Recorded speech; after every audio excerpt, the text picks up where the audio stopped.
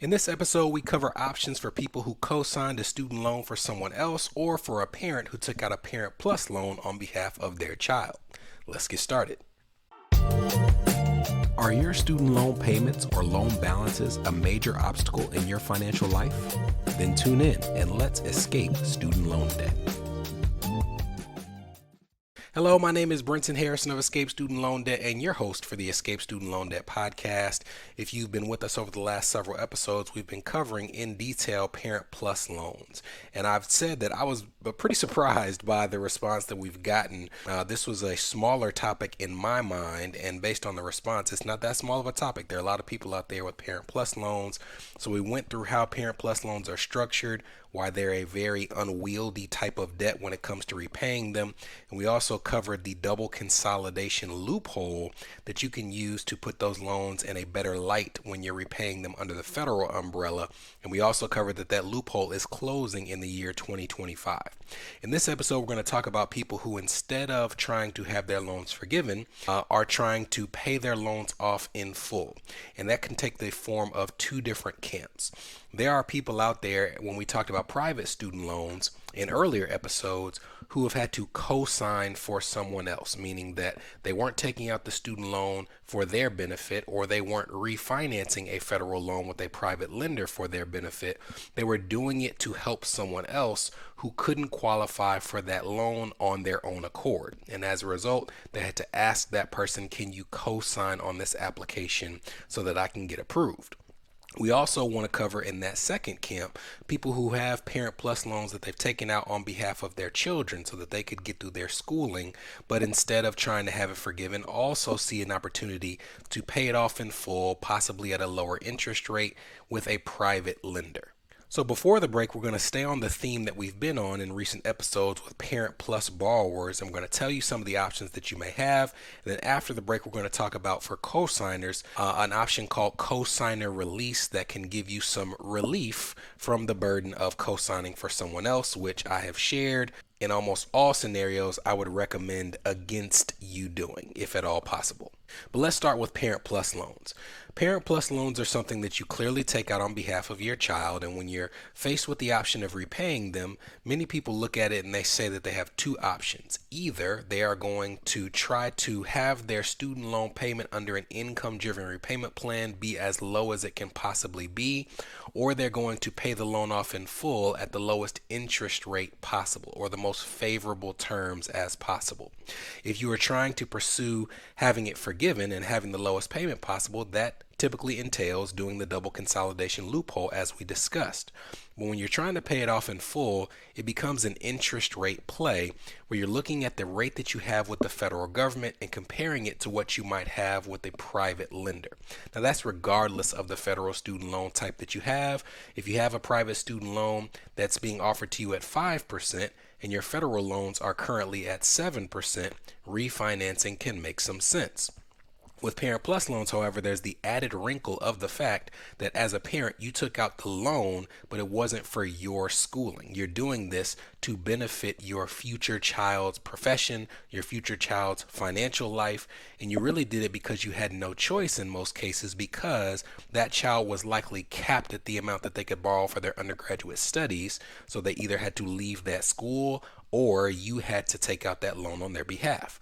But after they've graduated, you may say, they need to pay this off in full. They're making good money. Their finances are in good shape.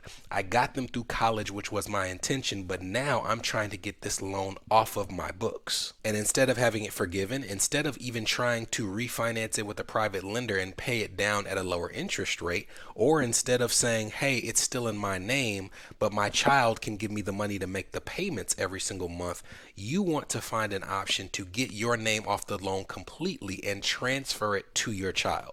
Now, when I started in this business, that was not possible.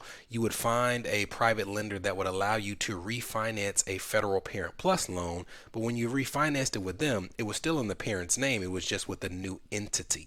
But in the last 5 or 6 years, that has evolved, and there are now private lenders who will allow you to refinance a Parent Plus loan that's currently in the name of the parent into a private loan that is in the name of the student.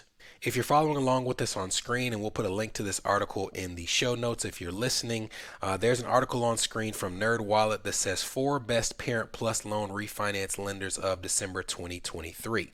Now, most of these lenders, if not all of them in this article, are going to be those that will allow a parent to refinance this loan in the name of the student once it's transferred. And articles like this are updated constantly. So this is one that's relevant as of December 2023. In April, there will be a new one where they'll have evaluated other lenders.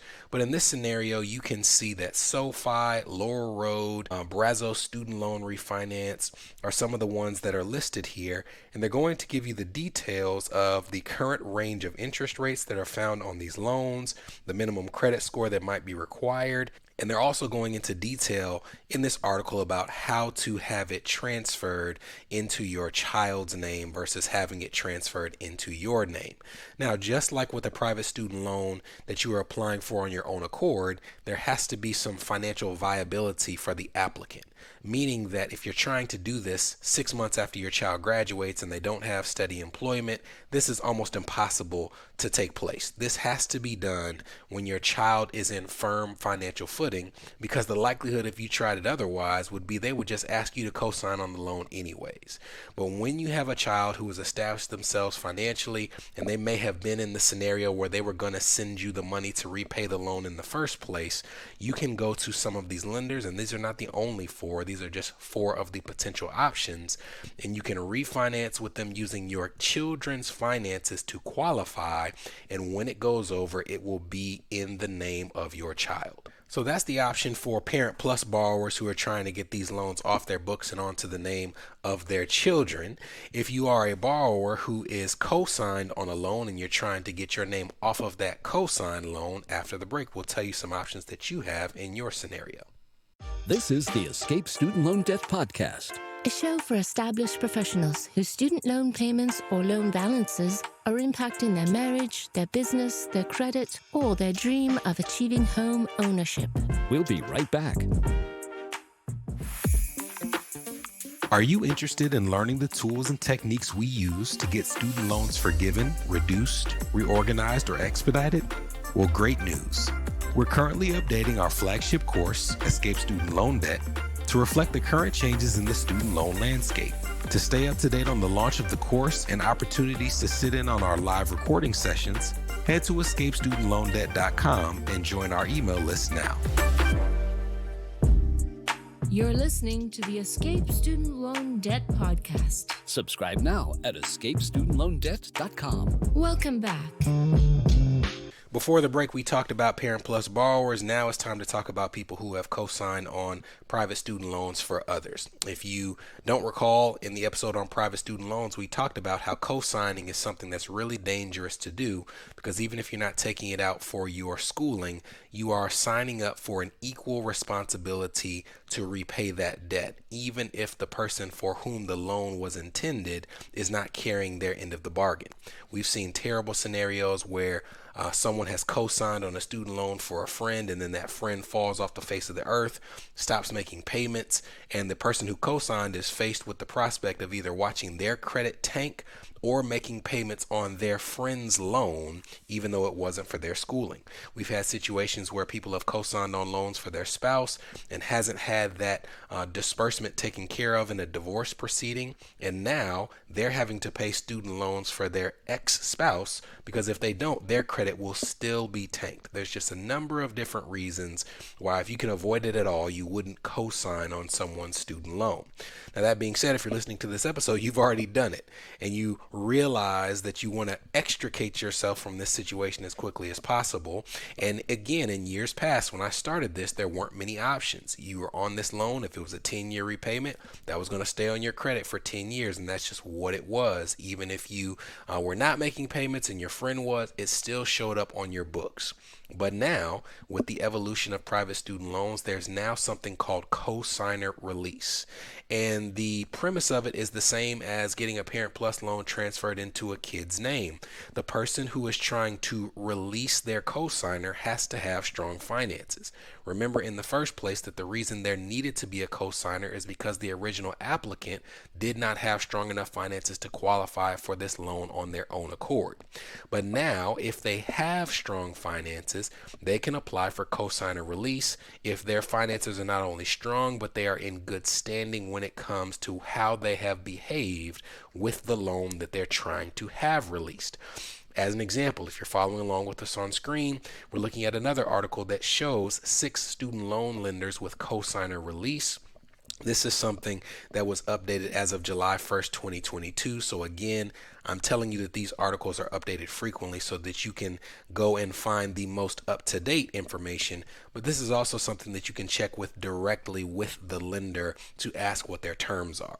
But this is just showing you an example of how these typically work. The first student loan lender that you see is not everyone's favorite. It's Sallie Mae, but Sallie Mae, at least as of July 2022, they would allow you to apply to have your cosigner taken off of your loan after just 12 months of on-time payments. And I can tell you that that is unusual. Most lenders require you to have at least 24 months of consecutive on-time payments before they will even consider releasing your cosigner. There are other requirements. The person who is going to remain on the loan has to be at least 18 years old. They have to have graduated from the program for which they took the loan. They have to be a U.S. citizen or permanent resident. They had to have passed a credit check and all these different things to establish the viability of their finances.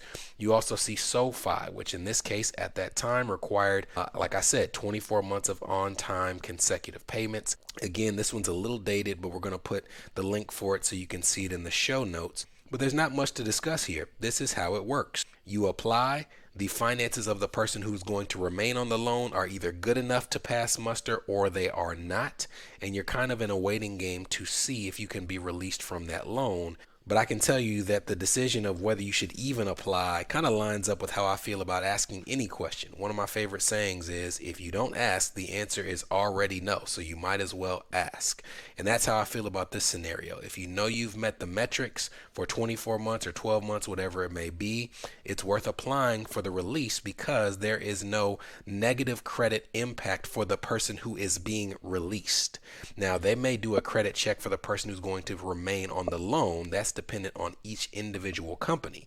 But if you're trying to get yourself off of someone else's loan, there is no negative impact for you applying for that credit release. So it's something that you should throw up there and hopefully it sticks and you can pull yourself out of this situation and move forward with your life.